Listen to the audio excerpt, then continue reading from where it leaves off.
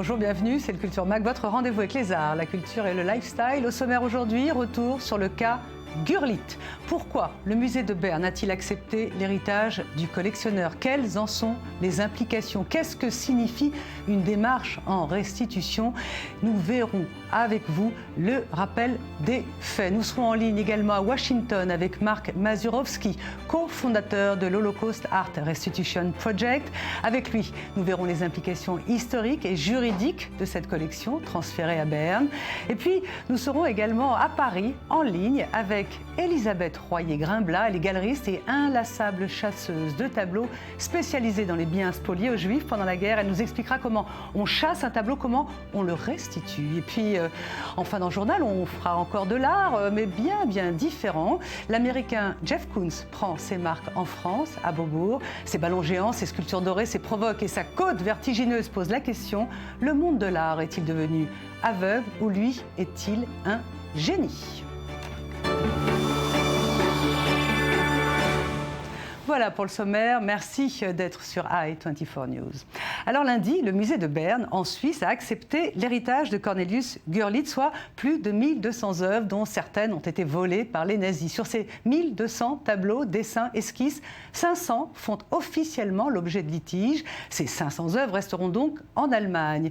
Mais le reste ira dans ce musée suisse. C'est un héritage bien lourd pour Berne, un héritage qui ouvre les portes de nombreux litiges, des litiges qui devront lentement et sûrement aboutir à des restitutions, comme l'explique le président de la fondation du musée de Berne, Christophe Schoblin. Il y a des tableaux qui arriveront immédiatement parce que tout est clair, ils ne sont pas des œuvres Raubkunst. Spoliées. La majorité des œuvres plus importantes est sous une certaine soupçon, et il faudra les clarifier. C'est le 22 novembre dernier que le conseil de la fondation du musée de Berne a pris la décision d'accepter cet héritage. La valeur des œuvres se chiffrerait en dizaines de millions d'euros. Compte tenu de la provenance de ces œuvres, le musée fait plutôt profil bas, ni triomphalisme, ni communiqué tapageur. Pour ce musée, le principal souci, c'est de collaborer avec l'Allemagne, comme nous l'explique Monika Grüters, la secrétaire d'État allemande à la culture. Nous sommes confiants, tout comme le musée de Berne, que les dernières volontés de Cornelius Gurlitt trouvent ici une juste reconnaissance, comme les expertises l'ont prouvé. Nous avons longuement et sérieusement négocié et débattu. Je pense que fin juillet, nous avons envoyé un signal fort quand j'ai certifié à Berne que l'Allemagne assumerait ses responsabilités sur la gestion de cet art spolié. Voilà, dans quelques instants, nous allons nous entretenir à Washington avec l'un des cofondateurs de l'Holocaust Art Restitution Project. Et puis, nous demanderons un éclairage à Elisabeth Royer. Elle est à Paris, elle est galeriste et elle est chasseuse de tableaux spoliés.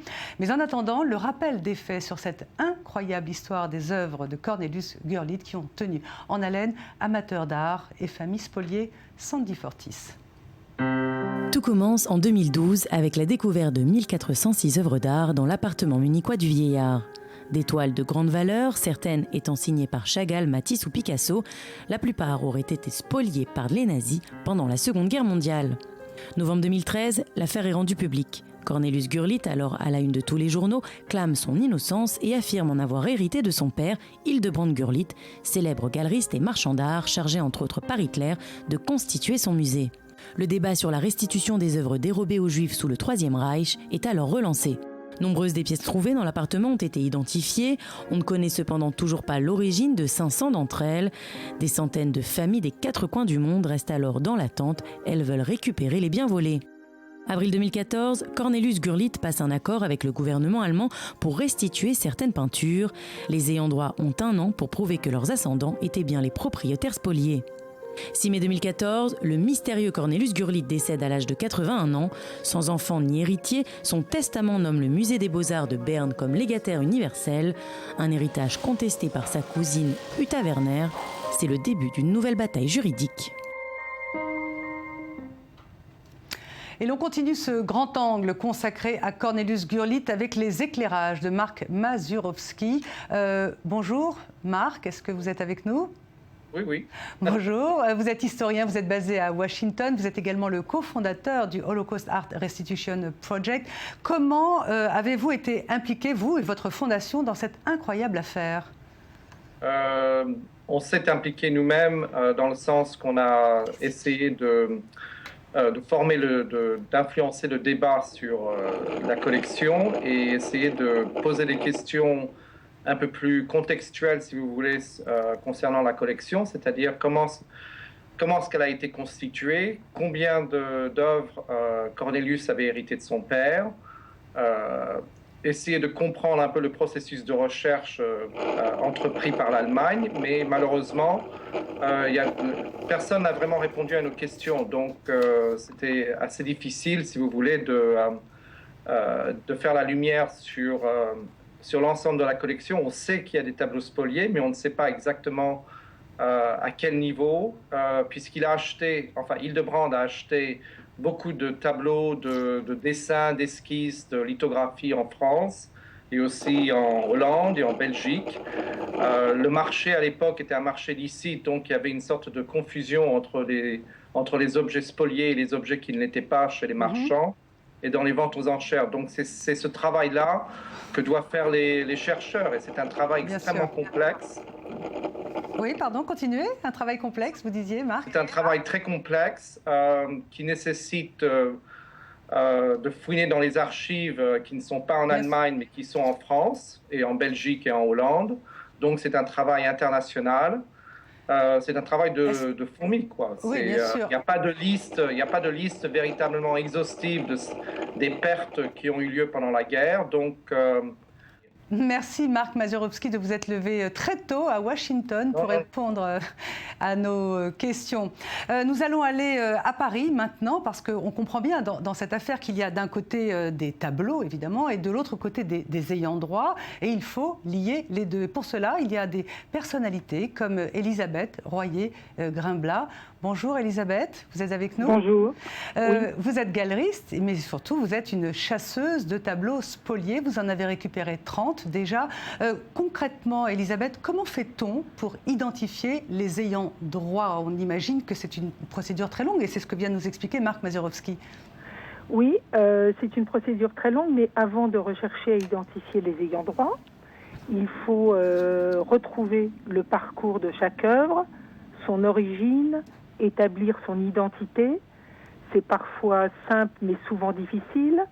Par exemple, un des tableaux allemands de la collection Gurlitt s'appelle Le Dompteur de Lions de Max Beckmann, alors qu'un autre tableau du même titre et du même artiste se trouve au Musée national d'art moderne à Paris.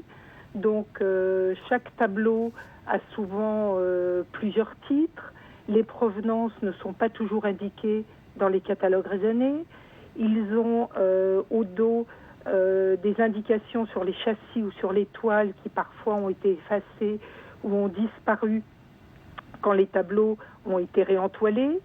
Donc s'il y avait une vraie volonté des États de faire les recherches, ce serait beaucoup moins difficile, mais il faut se donner quelques moyens, il ne faut pas prendre des stagiaires. Bien sûr. Il faut que les chercheurs efficaces que l'on a à Paris, comme Thierry Bajou au Louvre, enfin la réunion des musées nationaux, aient accès plus facilement aux archives.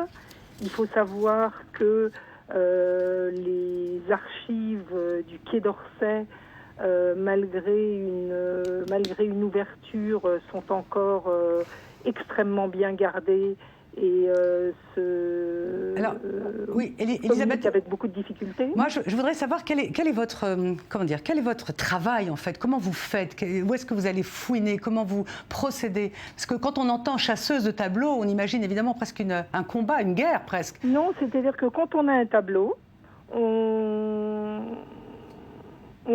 part de ce que l'on connaît, on part de la photo du tableau. Donc c'est une famille qui vient avec une photo ? On regarde... non, là, par exemple, vous me parlez de la collection Gurlitt. Oui. Donc la collection Gurlitt, il y a des tableaux. Donc les tableaux, on les regarde, on regarde ce qu'il y a dans le catalogue raisonné s'il en existe un, et on refait la fiche. Et en refaisant la fiche, on s'aperçoit qu'il y a beaucoup d'indications qui ne figurent pas. Et D'accord. notamment parce que beaucoup de chercheurs qui écrivent des livres recopient ce qu'ont écrit les précédents sans vérifier les sources.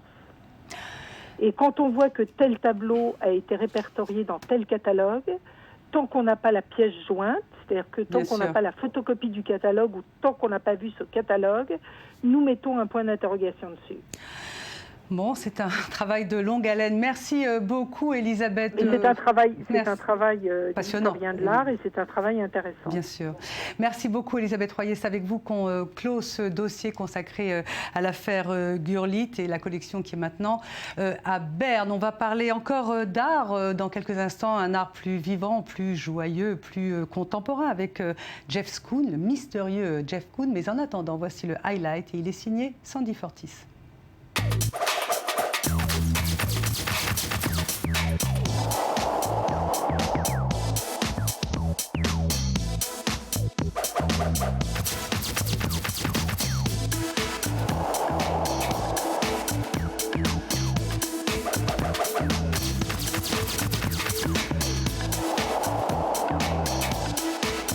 Deux des plus grandes galeries de Londres s'associent pour une exposition exceptionnelle.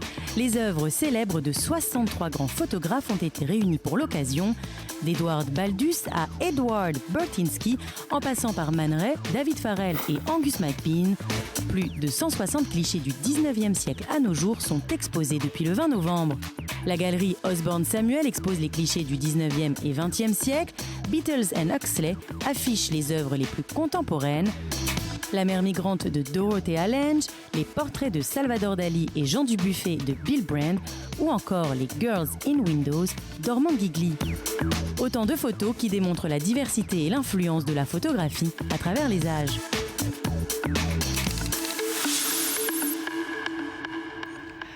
Il s'appelle Jeff Koons et c'est l'artiste vivant le plus mystérieux qui soit. Il est maniaque, narcissique, obsessionnel, charismatique, marié, stable, 6 enfants. Il collectionne les œuvres de Gustave Courbet. Sa collection d'ailleurs est estimée, sa collection personnelle est estimée à 25 millions de dollars. Jeff Koons est l'artiste le plus cher au monde. Imposteur ou grand maître de l'époque, le récit Sandy Fortis.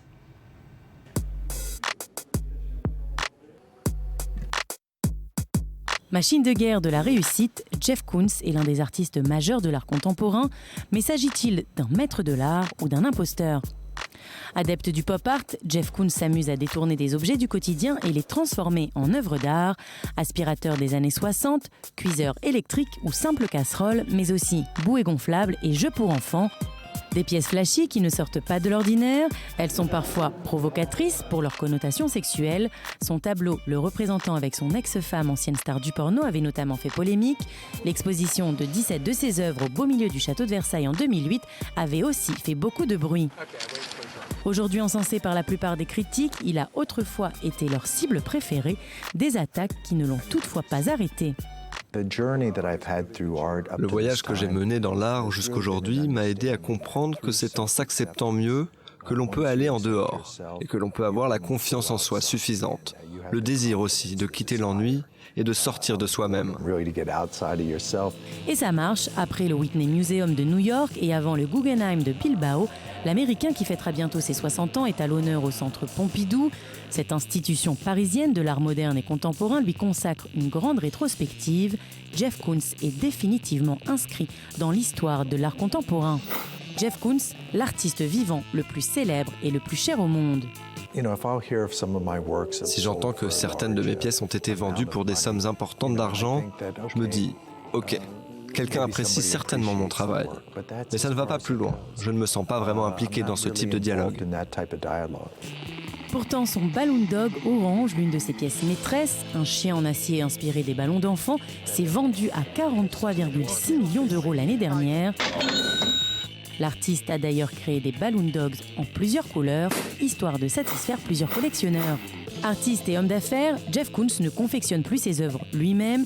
Il dirige un atelier-usine où elles sont fabriquées par plus de 100 employés. Alors, Jeff Koons est-il le génie qu'on imagine ou a-t-il simplement trouvé la parfaite technique de communication? À vous d'en décider. Voilà, c'est la fin de ce journal. On va se retrouver demain à la même heure. Juste après, c'est l'info qui continue sur i24 News. Merci.